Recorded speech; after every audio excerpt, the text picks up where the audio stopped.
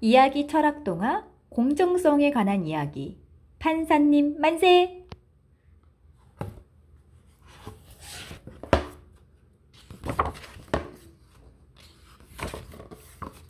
이곳은 이탈리아의 베니스예요. 한 폭의 그림같이 아름답고 평온한 곳이지요. 이런 베니스가 오늘은 술렁이고 있어요. 베니스 사람들이라면 모두가 좋아하는 안토니오와 못된 장사꾼 샤일록이 함께 재판정에 설 예정이거든요. 이 둘은 무슨 일로 재판을 받는 걸까요? 안토니오는 젊은 상인이에요. 누구보다 성실하고 부지런한 데다가 아주 똑똑했지요. 마음씨도 고와 가난한 이들에게는 이자도 안 받고 돈을 빌려주었어요. 베니스 사람들은 입에 침이 마르도록 안토니오를 칭찬했어요.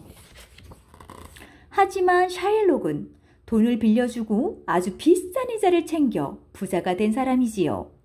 하루라도 이자가 밀리면 살림살이건 먹을거리건 뭐든 닥치는 대로 빼앗아 갔어요.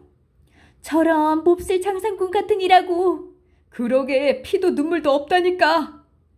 베니스 사람들은 샤일록의 그림자만 보아도 욕을 퍼부었어요.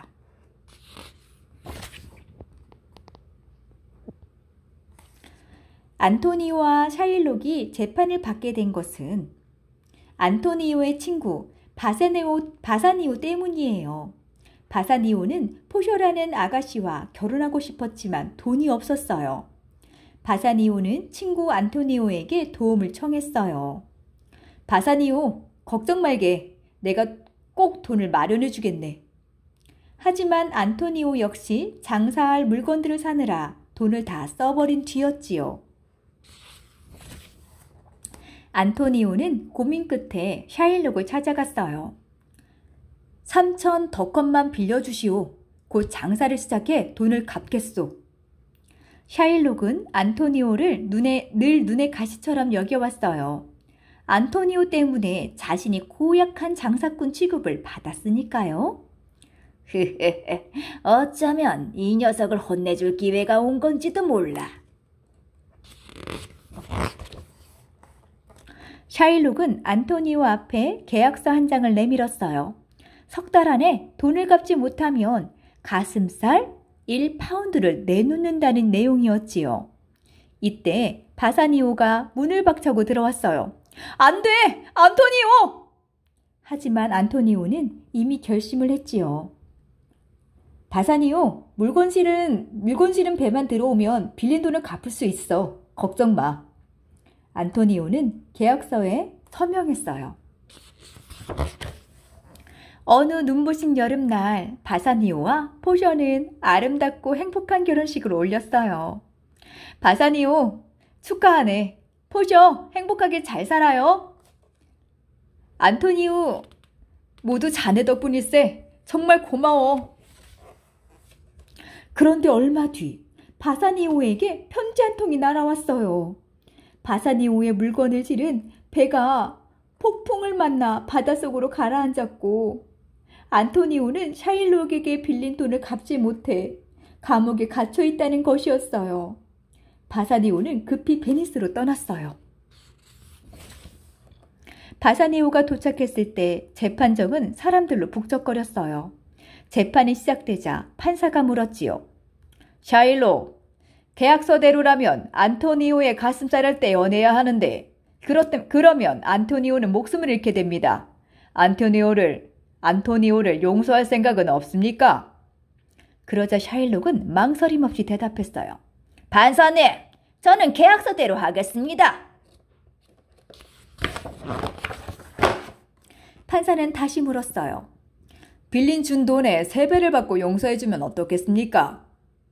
판사님, 저는 빌려준 돈을 받는 건 중요하지 않습니다. 오직 계약서대로 하기를 바랄 뿐입니다. 마침내 판사가 판결을 내렸어요. 좋소. 안토니오의 가슴살을 1파운드 떼어내시오. 판사의 말에 사람들이 웅성거리기 시작했어요. 샤일록은 아랑곳하지 않고 칼을 들고 안토니오에게 다가갔어요. 잠깐! 판사가 외쳤어요. 가슴살은 떼어내되 피는 한 방울도 가져가면 안 됩니다. 계약서에 피를 가져간다는 말은 없으니까요. 만약 피를 한 방울이라도 가져가면 샤일록 당신의 재산을 모두 빼앗을 것입니다. 탕탕탕. 샤일록은 얼굴이 일그러지고 말을 더듬었어요. 판사님, 돈으로 받겠습니다. 하지만 판사는 고개를 가로저었어요. 계약서대로 하길 바란 건 당신입니다. 재판을 지켜보던 사람들이 환호성을 질렀어요. 안토니오는 바사니오와 얼싸안고 기쁨의 눈물을 흘렸지요. 바사니오는 지혜로운 판결을 한 판사에게 달려갔어요. 판사님, 정말 고맙습니다. 이 은혜를 어떻게 갚으면 좋을까요? 판사가 웃음을 터뜨리며 모자를 벗었어요. 바로 바사니오의 부인? 포셔였답니다. 포셔는 판사인 사촌오빠 대신 재판정이 갔던 거예요. 포셔, 정말 고마워요. 바사니오, 자네는 아주 지혜로운 부인을 두었군. 하하하, 그런 것 같군. 다 자네 덕분이야. 이날 베니스 사람들은 모이기만 하면 다들 재판 이야기로 신이 났지요. 안토니오가 목숨을 잃을 뻔했는데 판사 나리가 정말 공정한 판결을 내려주셨어.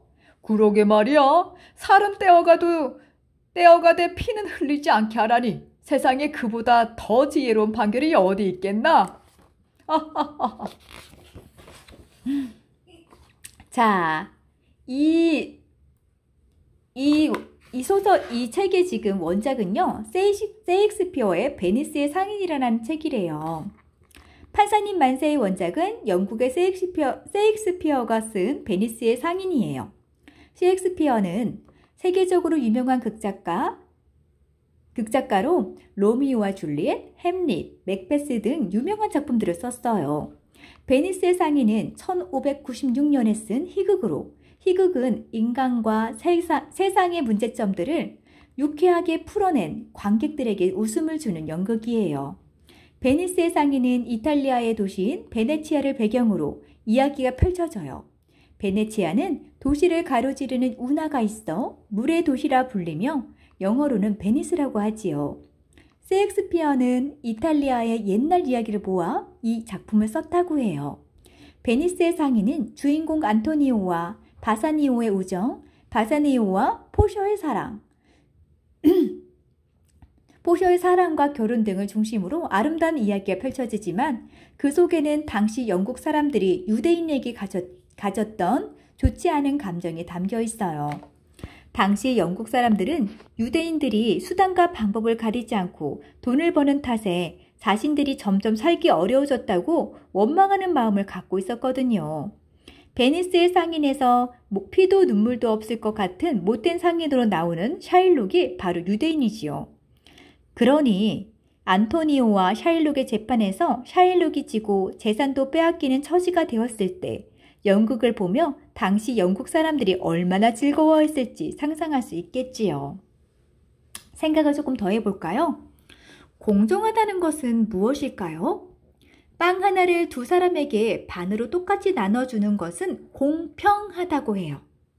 나라를 위해 목숨을 바친 사람에게 훈장을 준다든가 판사가 잘못이 있는 사람에게 바른 판결을 내리는 것은 공정하다고 하지요. 공평한 것은 뭐라고 다시? 공정한 게 뭐예요? 잘못이 있는 사람에게 바른 판결을 내리는 판사 같은 분들이 공정하다고 하죠. 그다음에 공평한 건 뭐예요? 공평한 것은 어느 것에도 치우치지 않고 평등한 것이고 공정한 것은 공평하고 바른 것을 말해요. 자, 지금 샤일록과 안토니오의 재판에서 판결을 내린 판사 있었죠? 이 판사는 우리가 뭐라 말할까? 공정하다고 하는 거고요.